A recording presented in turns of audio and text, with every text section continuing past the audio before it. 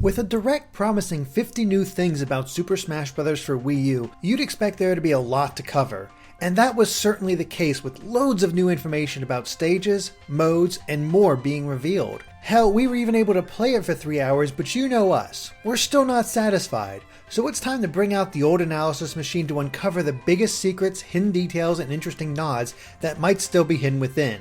So let's not waste any more time. One of the first things revealed in the Direct is that the starting lineup is actually slightly expanded when compared to the 3DS version. Bowser Jr., Ganondorf, Jigglypuff, and Ness will all be available from the start. This is nice for those who have already played the 3DS version to death, but it's also interesting in that it's the first time that all of the original fighters from Smash 64 are immediately playable. Again, nothing too major, but the Direct was just warming up as we got tons of new information on the stages. Along with a look at all of the initial stages as well as some of the secret ones that we covered in our stage breakdown video, the Direct provided a look at 8-player Smash. Specifically that not every stage can support the mode. Of the initial stages, only Battlefield, Big Battlefield, Mario Galaxy, the Bridge of Eldin, the Temple, Yoshi's Island, the Great Cave Offensive, Onett, Castle Siege, Palutena's Temple, Gower Plains, 75 Meters, and Windy Hill are playable. There definitely could be more as further stages are unlocked, but that seems to be it so far. Or is it? When the video switches over to the Omega versions of the stages, the lineup expands by quite a bit. Along with all of the previous stages, these Omega versions are added as well. They include Mushroom Kingdom U, Luigi's Mansion, Jungle Hijinkses, Pyrosphere, Norfair, Halberd, the Kalos Pokemon League, Skyworld, Gamer, Garden of Hope, Wrecking Crew, and Dr. Wily's Castle. What's odd about many of these Omega stages is that they can be used for 8-player Smash, except that they don't look that much bigger than Final Destination. Yet Final Destination is not one of the options for 8-player Smash. Could it be because of the intensive background animations that occurred during Final Destination? Finally, the Direct also gave us our first looks at the Omega versions of Orbital Gate Assault, Wii Fit Studio, Garden of Hope, Mushroom Kingdom U, the Kalos Pokemon League, Pac-Land, the Great Cave Offensive, Mario Kart 8's Mario Circuit, and Castle Siege. But before we move on, let's take a look at a couple of the smaller details from many of the stages that we found interesting. For one, in the Mario Kart 8 Mario Circuit stage, did you notice that the platform has wheels in anti-grav mode? This would explain how it's able to go all along the track. Another small detail is in Jungle Hijinks, where you can actually crash into one of the statues when barrel blasting into the background. It will immediately fall backwards and slam into anyone fighting. Next is the Wrecking Crew stage, where we know the building will collapse as the bombs are triggered. There are even easily seen pedestals where these bombs could appear. But what happens if you're crushed? Well, we can see this happen to Marth, and next he's seen peering through one of the barrels. We don't know if he's been damaged, but this probably leaves him wide open for another player's attack. Then there's Gower Plains, which is obviously much bigger than the 3DS version with many more platforms underneath. But one of them on the right side has a spring on it to help fighters get back to the top. Metalface makes an appearance in this version too, showing up at night. He seems to mainly stay in the top middle of the stage and will even destroy those platforms. The reward for defeating him looks to be an extra point at the end, and his exploding body could drag down other players caught in the blast. We also get a good look at Gamer, which looks to have a random assortment of references. One is that the easel shows Mona at one point, and in a release screenshot, a handheld displays Balloon Fight. Going to the Pyrosphere, we can see some of the other attacks that Ridley is capable of beyond swiping at players. He can also spawn Julians as he travels across the screen, and after he powers up to Meta Ridley, he can drive his tail through the stage to attack players. Moving on to the Kid Icarus stages, it's worth noting that the Palutena statue in the background of Skyworld still depicts Palutena's classic form, as her staff hasn't been updated. And speaking of Palutena, Palutena's temple has its own version of Brawl's codec conversations, now known as guidances, which as Nintendo explained requires Pit to activate. But oddly, in this screenshot we can see Mario and Ganondorf are the only fighters in this match, yet the guidance is still happening, so it seems it might be possible to trigger some of them without using Pit. Another mystery is that Rayquaza is seen attacking during the Kalos Pokemon League stage. Is he a part of the stage, or is he an exclusive Pokeball Pokemon for the Wii U version? Finally, there's this screenshot of Mr. Game & Watch's Final Smash, but where exactly is he? We know that swimming is possible in the Wii U version, but so far the only stages we know with water in them is Delfino Plaza and Woo Island. But this area doesn't look like either of those. The background is just one solid color too, so we have no idea what this possible new stage could be based on. But the Direct showed off more than just stages. Smash Wii U is filled with tons of new and returning modes. And even if these were in the 3DS version, they've been tweaked for the console version.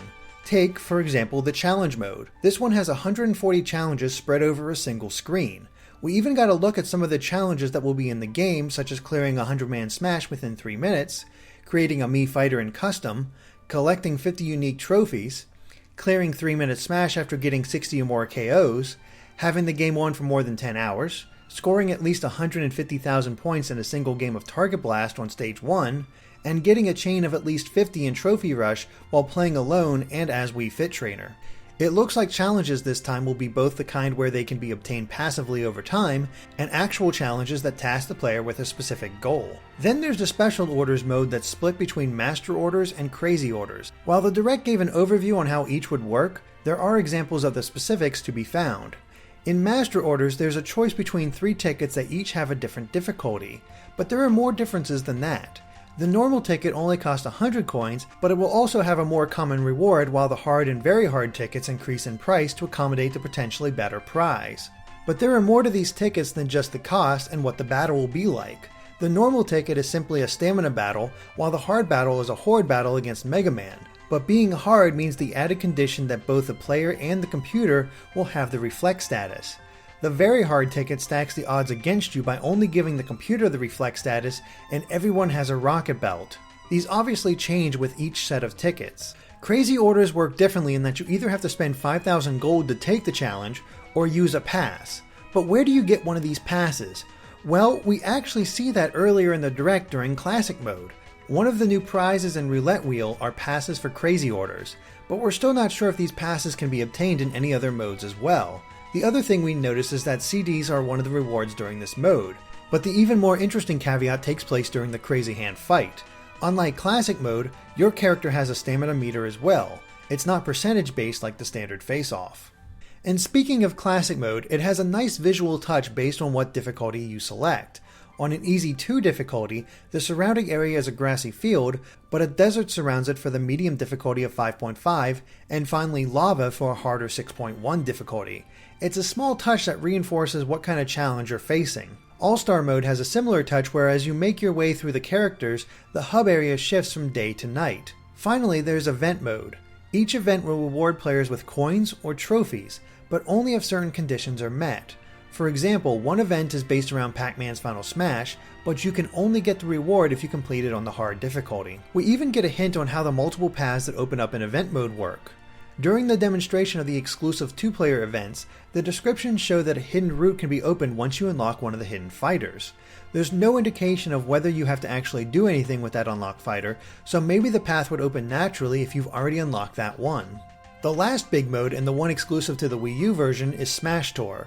Our preview provided a basic idea on how the board game works, but there are some details that expand the idea of how it could all go. For one, trophies can be collected on the map like the fighters or stat boosts, but these work like items in Mario Party. They can be used at the beginning of your turn and will immediately go into effect, and there seems to be a lot to choose from, each with their own unique ability. Excite Bike doubles the result of your spin, Isabelle changes all nearby stat boosts to their maximum size, the POW block makes everyone else drop a fighter, Riki will draw in nearby items as you move, Doc Lewis increases the effective stat boost that you pick up, Bus to the City brings everyone to your space, and Dylan launches any rival you encounter. That's just a small example of the many that we can see in each player's possession. In our preview, we said how all players move at the same time, but we can see that lines showing all the possible places that each player can move to appear. This can allow other players to plan their routes, either avoiding or intercepting each other, but there are other tactics as well, such as warp pipes that can take you to a companion pipe on the other side of the board. It's not just pure tactics though, as luck can get involved. We can see a random bonus getting applied at the end. Sometimes it's based on what you've accomplished during the board game, other times you get rewarded for having stats that end in 7. Finally, we can see that there are a few options when playing Smash Tour. The shape of the board is based on the size of the map selected, with 3 sizes being available. Players can also tweak how many turns are played before the game ends. Alright, we're almost done, but there are still a few tidbits that popped up that are well worth pointing out. For one, while you are able to transfer your custom fighters from the 3DS to the Wii U, including their equipment, there's a note on the top right that states that transferred fighters won't be able to be edited further. What you send over is what they'll be. Then there's the Amiibos. We didn't mention in our preview that you can actually name your figurine for the game. You can see examples of this in the Direct, and we even named our Yoshi, Yosh. It's an extra bit of personalization for players. But speaking of Amiibos, did you notice who some of the figure players were in the fight on Mushroom Kingdom U? They include characters who haven't had their Amiibo figures shown off yet, like Ike, Ness, and Charizard. Perhaps these three will be part of Wave 3. There's also some hidden details about the eventual tournament creation mode. We can see here that you can only create 2 tournaments at a time, while only being able to enter 4 tournaments at a time. Though you can only create 2 tournaments, there looks to be a lot of customization in how those tournaments will work. We can see that you can change the number of participants, the format, and the victory conditions. But there are many more options as we can see from the tournament search screen. These include specific rules, which items will appear, how long the tournament will last, and how many battles players can compete in.